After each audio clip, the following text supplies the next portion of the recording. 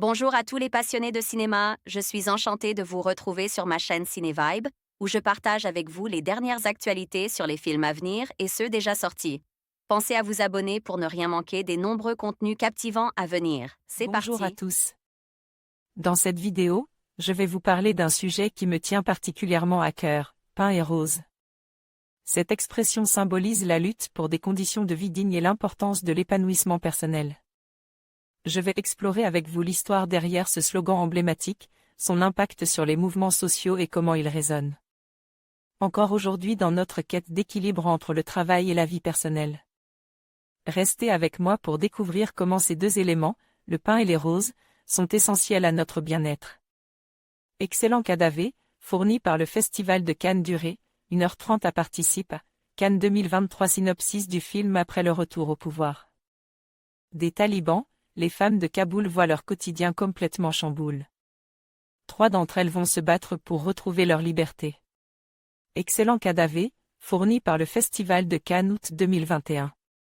Devant les yeux ébahis du monde entier, les talibans prennent le pouvoir de l'Afghanistan.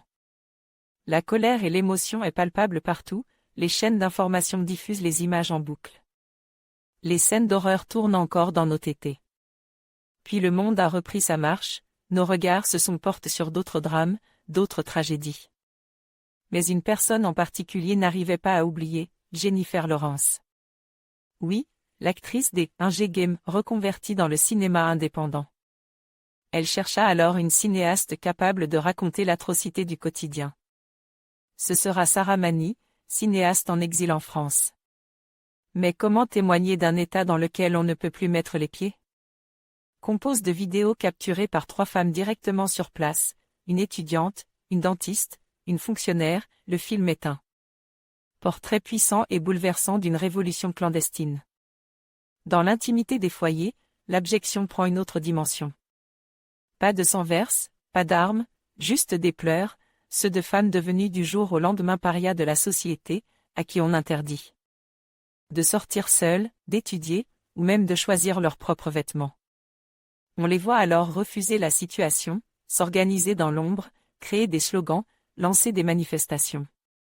Évidemment, chacun de leurs gestes peut leur coûter la vie, mais elles préfèrent se battre pour un futur supportable plutôt que de subsister dans un monde archaïque qu'on aimerait conjuguer uniquement au pass. Le métrage étant compose d'images prises sur le vif, dans l'illégalité la plus totale, celui-ci n'est ainsi pas à considérer pour ses qualités cinématographiques. L'important n'est pas là, il se situe dans l'émoi suscité par la résilience de ces 3 protagonistes, et de toutes les personnes qui les suivent dans leur combat.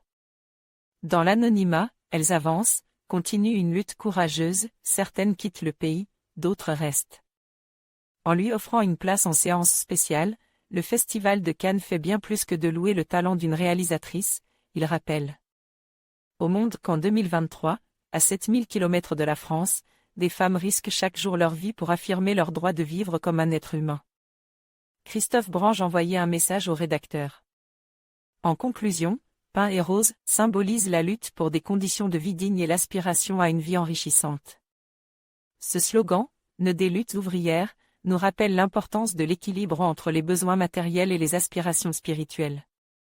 En célébrant ce message, nous honorons non seulement ceux qui se sont battus pour nos droits, mais nous nous engageons également à poursuivre cette quête d'équité et de beauté dans notre société. Continuons à défendre ces valeurs pour un avenir meilleur.